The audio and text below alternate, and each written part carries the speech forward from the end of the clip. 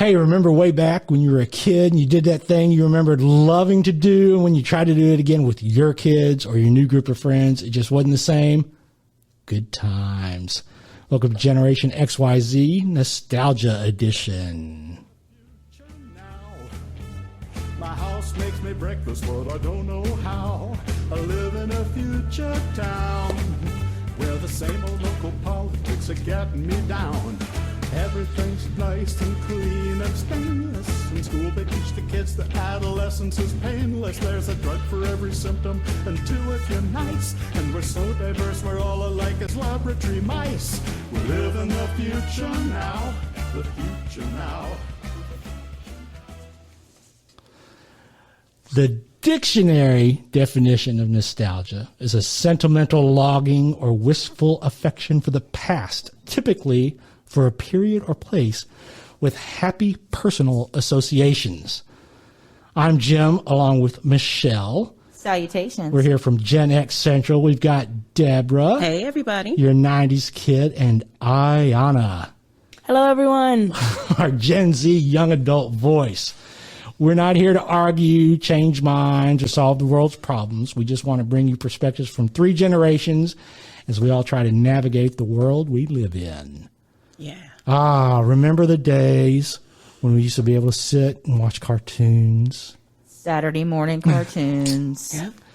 Mm-hmm. Debra remembers Saturday morning cartoons Yes. in the 90s. Mm-hmm. Iyanna, you'd probably say that wasn't a ritual for you, right? A lot of cartoons. On every channel, every day, every right? channel. It wasn't a Saturday morning ritual for you, right? No. No. See, Well, I don't know how that work. Let me see. Well, one time we had cable. Then I got the antenna now. Well, we had antenna for a minute. But I know they got PBS Kids, so they'll be on all the time, right?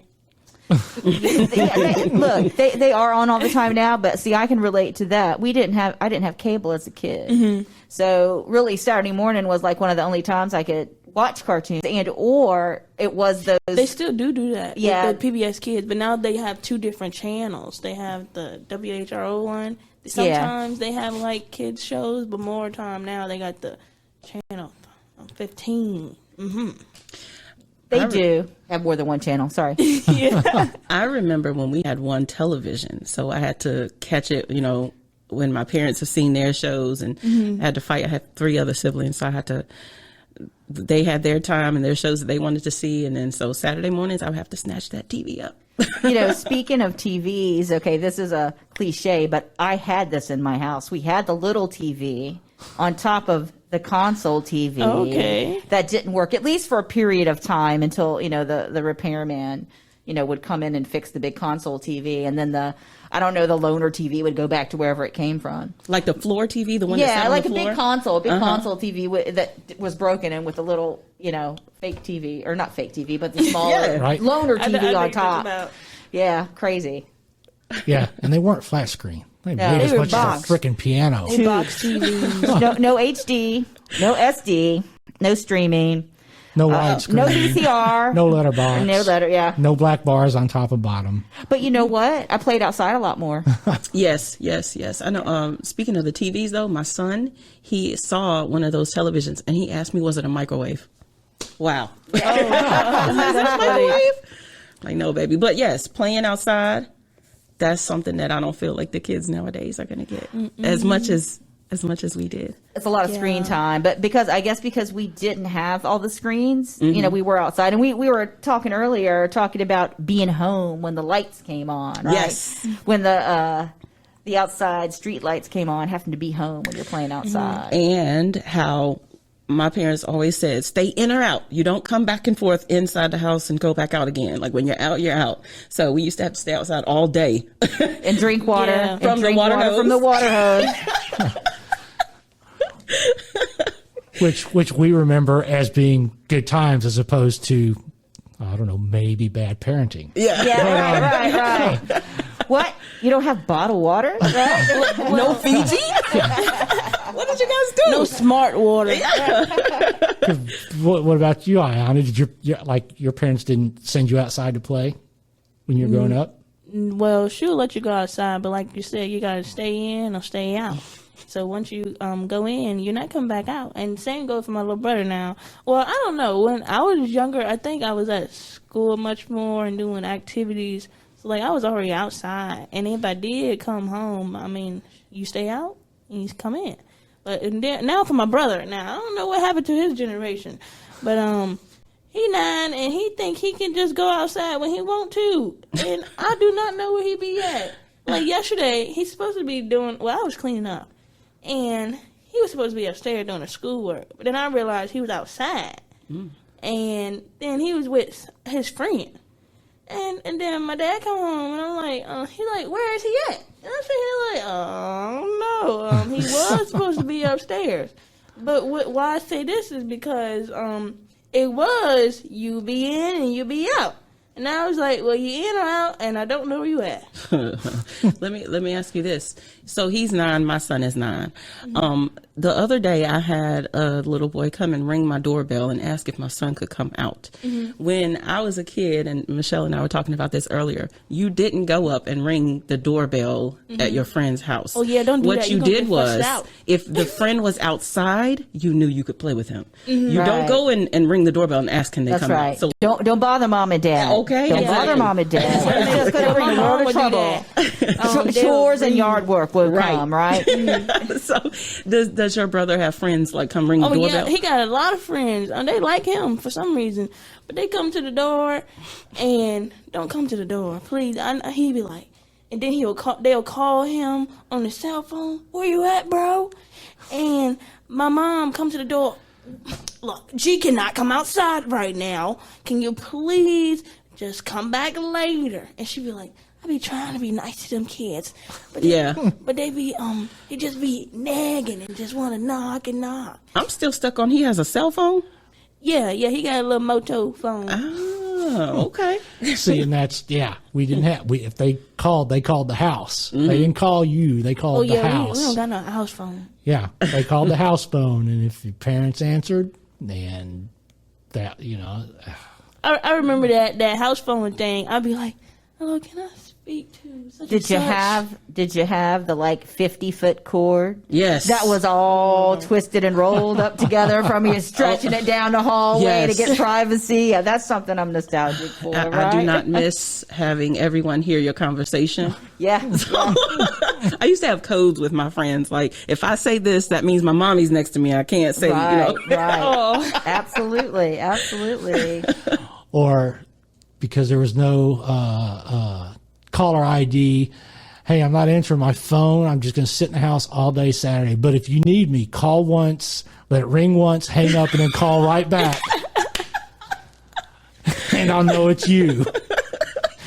Because we didn't have 1,000 people trying to get a hold of us at once. We didn't have the text messaging, which definitely makes things a little easier now. But love my cell phone, but somehow we managed to get together, hang out, get in trouble, do things, all without our cell phone. And we were able to meet up, et cetera, et cetera. But I want to digress for a minute because something that popped into my head when we were talking about knocking on the door is ding dong ditch. Anyone ever play ding dong ditch? Oh, my mother would have torn my butt up if I did that. So I was too You scared. just don't get caught, Debra. I've never been a fast runner, so Well, I don't know. I heard ding dong ditch. I seen people do ding dong ditch, but I'm like with Debra. I'm not trying to get fussed out, so I think I'm good. You're such a nice girl. Do you guys remember, and I'm sorry to cut you off, Jim, but do you remember before call waiting? And my mom used to work second shift, so we'd get home from school and she was gone to work in the afternoons. And I remember we had to keep that line clear in case my mother called and she better not call in that line and she get that beep, okay? Because that was our butt. Right. get that busy signal. Yeah. It's like, what? One afternoon. Poor Iyanna sitting here like, I ain't got a clue what y'all talking about. No, seriously though, one afternoon, my dad was so upset with me and my siblings. I guess our use of the phone, be me on the phone with my girlfriends, my or boyfriend or my brother on the phone, etc. I guess he tried to call one day and couldn't get through, and he came home from work. He walked into the kitchen. He pulled the phone off the wall, took a hammer, I'm not kidding you, and smashed that phone in front of all of us. Now, my mom and dad had a phone in their bedroom, which was off limits, but so for however long it was, we had no more phone. No more phone. No more phone. Brother was mad. Oh, I was devastated. I was like, whoa. That's like someone taking your cell phone away, right? You'd Or be your like, laptop. I gotta talk to you whatever. at school. Well, I do remember a part. Well, when they had cell phones, and my phones. What happened to that phone? I had a little slide phone, but that phone somehow I got in the toilet with my sister, and when I got back to it, it was glitching. And I'm sitting here. Now, what is wrong with this phone? I know I ain't do nothing with it. Then I'm like, oh, it ain't feeling too right. Then I'm like, somebody see my phone? Then my sister over there just looking on. I'm like, what's going on now? Then story short, yeah. Well, I ain't had no phone for a minute because nobody was trying to give me another phone. So that was from my dad's old phone. So I was lucky to have that. And then I'm sorry. How old were you? I'm probably maybe about 11, 12. I don't remember. Honestly, I had a phone probably since I was like 5 or 6 because my dad gave me his little broke phones from work. So his little telephones. And I'd be really thinking I'm doing something. That's interesting because I didn't get a phone until I was like 16 when I could work and pay for it. Yeah, well, I didn't get no big phone until I had big bucks. They were a lot more expensive, or not more expensive. Well, they were more expensive for being it was just a phone then too. And nowadays they got that family plan. Oh well, so they just put people on the plan. Today, kids, you talk about phone getting falling in the toilet or whatever. I mean, the phone is the version of when we were all younger going, you took my favorite toy. It's my toy. That's Right. It's the my phone favorite now. toy. It's the TV phone. for a week. Oh, no TV for a week. Yeah, but now it's the phone. So Right. they don't care about no TV and stuff no more. Because look, No. your phone got the YouTube. I can watch TV Does right everything. there. Yeah. It's everything. And that's the thing when you talk about nostalgia. When you get older, Iyanna, and you got your own kids and stuff, you can be like, when I was your age, I just had this little crappy phone that my dad gave me. I spoil you kids. It was a lot simpler time back then. Yeah, And we're yeah, sitting I here probably would say in that. this moment of 2020.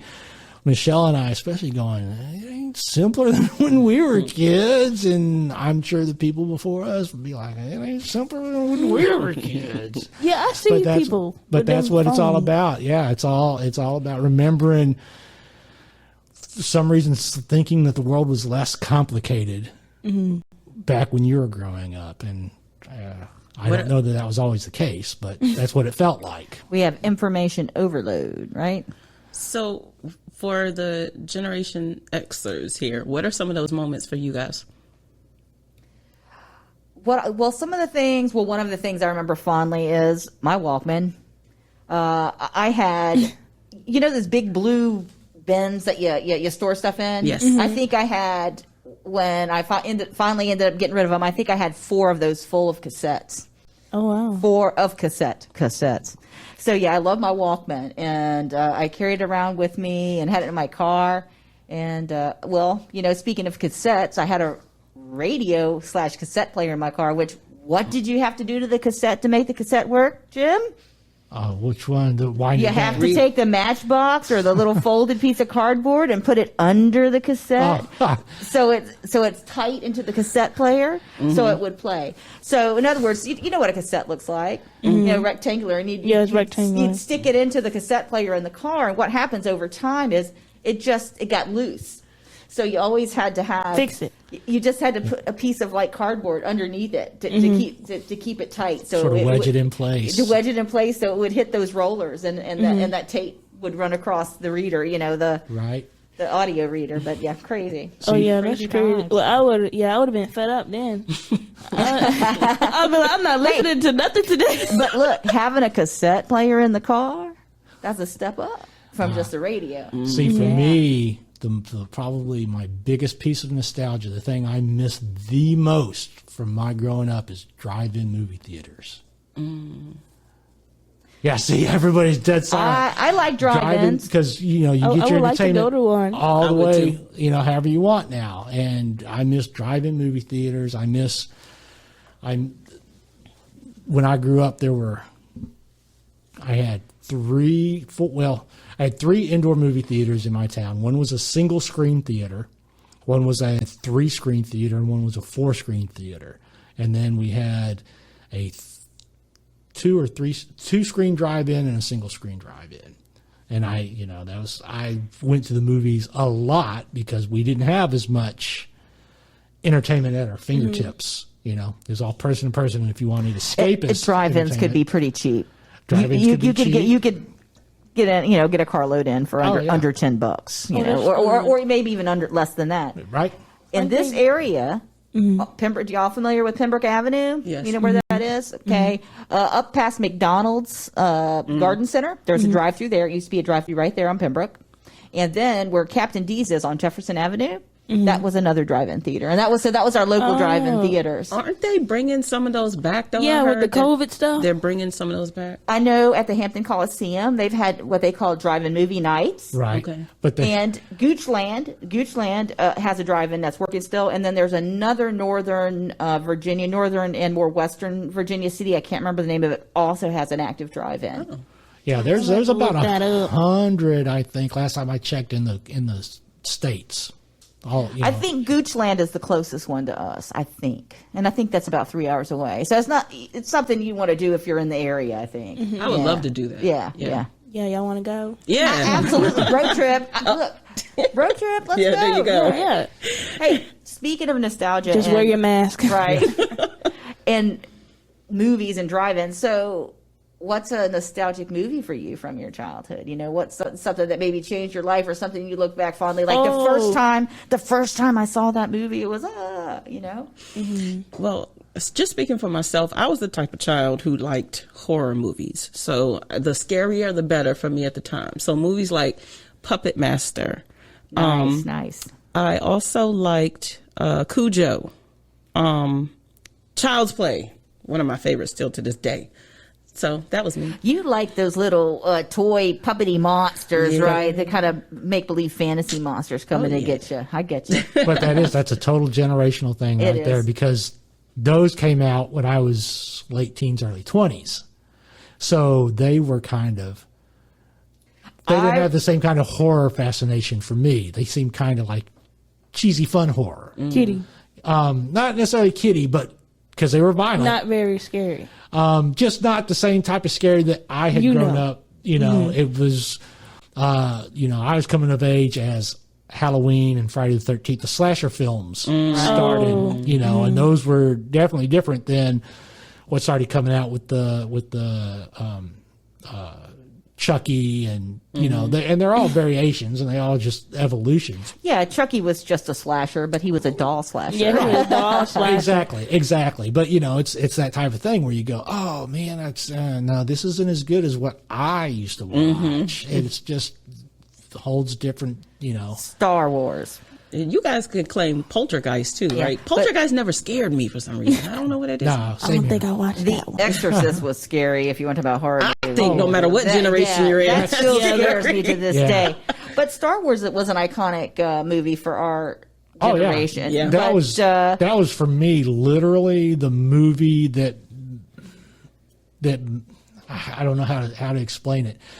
That was a turning point for me. I think that's the first movie that in my consciousness completely sucked me in from beginning to end, and I became absolutely fascinated with it. It had the score. It had It made me the appreciate cinematography. music, the opening was the cinematography. first time they had Right. the rolling words, and sucking you in. That was like the first time that was done. There are just so many firsts in that Right. movie. Oh, The yeah. special effects and the green screen. I'm not saying it was the first time, but they really at least yeah. perfected it for that time and age. Right? I'm not a huge sci-fi fan, but Star Wars for my generation was just an iconic film. I mean, I had friends that went to the movies and saw that, like 27 times. I'm not kidding Oh, you. wow. It's craziness. But, most of us didn't have VCRs. And most of us didn't have, and there was no DVD players, so, that's what you did. You went to the movies. Right. And movies weren't released like now. I mean, it could be years before the movie came on TV once you saw it in the movies, you know. Well, and also I think if you look back and if you do a little research, like the big blockbusters, they would stay in a movie theater for a year or better. I mean, it's not like nowadays where they're in and they're out within 2 or 3 months. Yeah. A movie would come and it would park and it would stay and they would just, be making that money. What about you, Iyanna? Do you have any movies, that from when you were younger, you go, oh, I miss experiencing or having that type of. Well, I only remember, my favorite movie is Friday. That's a good one. Funny. And I remember watching Daddy's Little Girl and The Lion King, but they already made The Lion King back again. So is it animated version? They had a live, but they said it was live. CGI. Yeah. CGI. Oh, okay. Have you seen it? Have you not seen it? Have you seen it? I've seen a glance of it. I've seen a glance of it. Does it not interest you to watch it?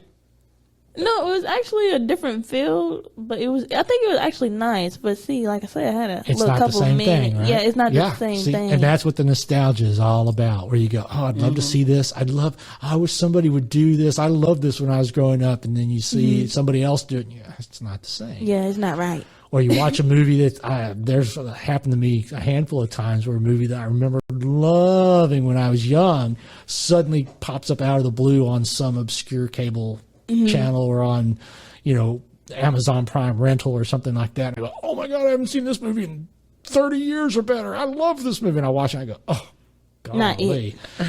What did I ever see in this movie? I go, oh, okay, I can see why I might have liked it way back then, but yeah, this isn't nearly as good as I remembered it. So. Yeah.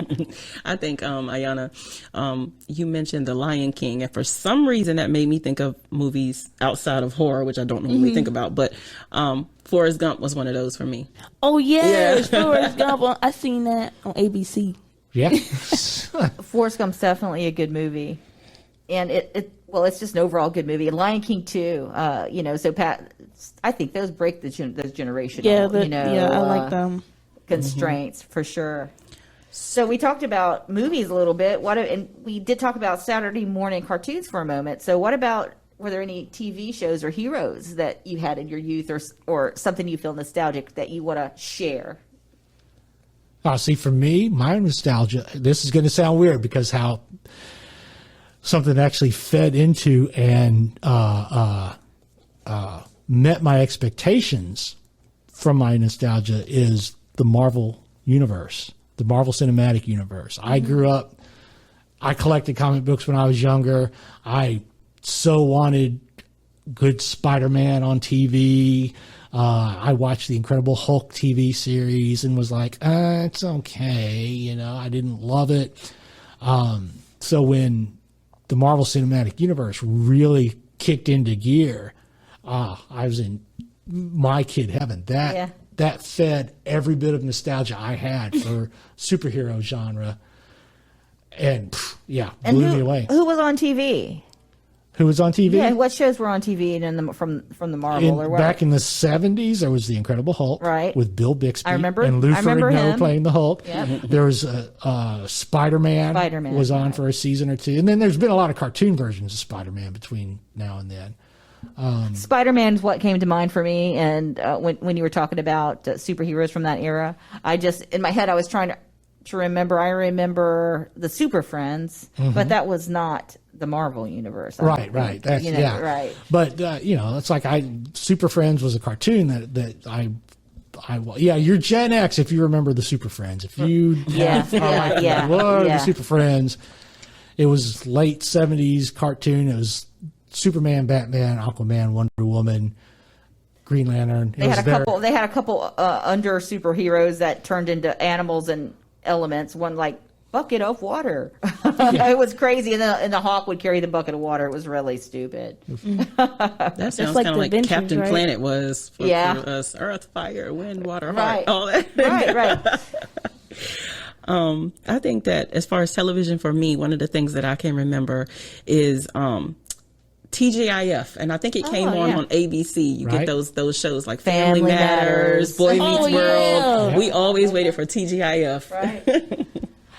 Now, I guess that's a generational thing, but they were on so long that it crossed over because, I remember TGIF. TGIF, me and the kids used to watch that pretty regular. I remember especially, and this was even before my time, but they showed in reruns over and over. I love watching The Little Rascals. Did y'all ever watch The Little I watched that. You Rascals? see, Alfalfa. Alfalfa. Yeah, that old, very black and white. But I just remember being a kid. And I mean a young kid. I was just so enthralled to see other kids on the TV screen, right? That weren't in a cartoon. You know what I mean? Or real people. Just I guess as a kid, seeing other kids is just another way of reflecting life, kind of thing, or whatever. Yeah. But and then I always had tears for Miss Beasley. Miss Beasley was a doll.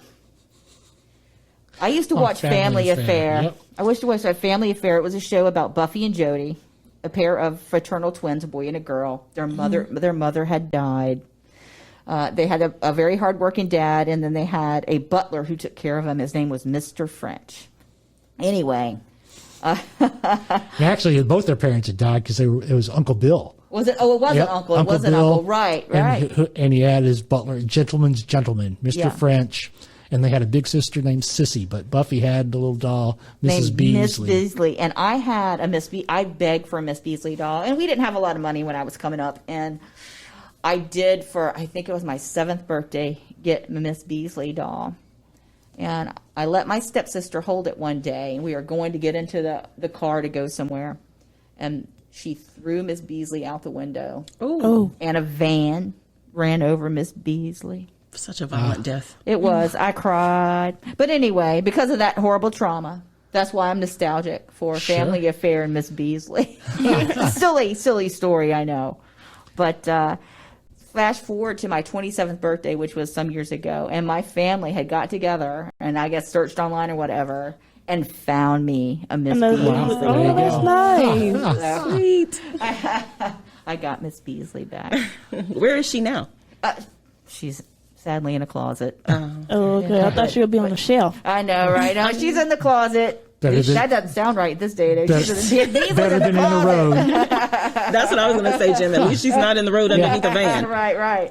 But so that's a doll and a show that I remember fondly. Right. Do you have any toys or I think of yard darts. Oh, yeah. You remember yard darts? That Stone? Yeah, that was back in the. Oh, yeah. Did you have a toy? All the toys I there was think of danger. Pooh Bear.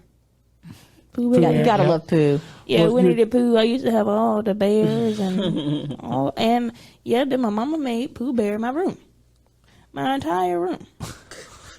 And I got older, and I'm like, well, I can't have friends over. I got this Winnie the Pooh mess in here, and I'm like, well, just don't look at the border. It's just I used to like Winnie the Pooh very much, but I just remember Winnie the Pooh, and I remember having a little Barbie doll. Barbie, yeah. Barbies, yeah. Barbies. Have been iconic for generations. Oh, Still yeah. is. It still is. Absolutely. It got a whole lot of shows on Netflix. Yeah. Even my little sister watched that stuff. Yeah. And I'm telling her, well, baby, you don't need to be watching that much Barbie stuff. You need to watch something educational. Right. Because you don't need to be looking at that stuff. I like Barbie. And I'm like, okay, well. That's how little siblings always are. Yeah. They always like what you try not Barbie's to a like. little bougie, isn't she? Yeah. well, now they make her not so bougie. Yeah. She's slacking a little bit on different shows. Good. I'm glad she's a little more, relatable. Yeah, she's you more know. relatable. So I guess. Can I just say, Michelle, Yeah. you mentioned a toy, and as soon as you said that, this immediately came to mind. Yeah. I remember one year for Christmas, nano pets were the big thing. It was this little bitty handheld computer thing, and it had a pet up there, and you had to feed it and keep it alive and exercise it. And I remember one year we just got nano pets galore. I had 5 of them, 5 pets and things. So nano pets was best Christmas ever. I remember those because my kids, had those. I mean, my kids are not.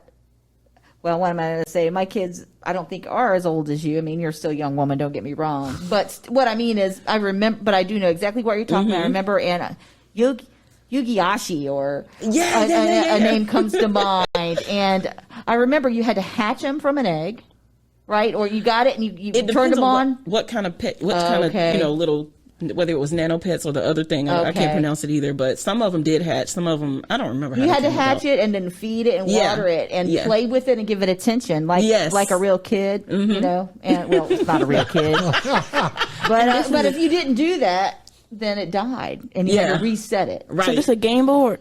It's just a little electronic egg. Think of it like a little electronic egg, and it had a little screen on it. Yeah, and the eyes were on there. And when you fed it, you'd see little pebbles coming down or something like that where you're feeding it. And you had to walk it and play with it. And if you didn't interact for a certain period of time, it would die. Almost like the Sims.